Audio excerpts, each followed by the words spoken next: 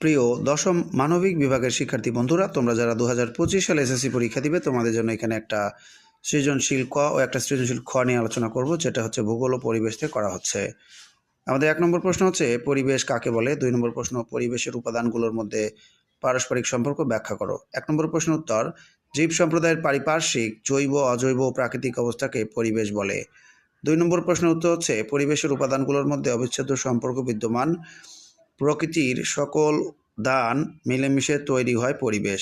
নদী নালা, সাগর, মহাসাগর, পাহাড় পর্বত, বন জঙ্গল, ঘর বাড়ি, রাস্তাঘাট, উদ্ভিদ প্রাণী, পানি, মাটি ও বায়ু প্রভৃতি উপাদানগুলোর সমন্বয়ে গড়ে ওঠে পরিবেশ।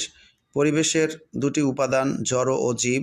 কোনো জীবের চারপাশের সকল জীব ও জড় উপাদানের সমন্বিত প্রভাব ও সংঘটিত ঘটনা হলো ওই জীবের পরিবেশ। যেমন মানুষ যেখানেই বাস করুক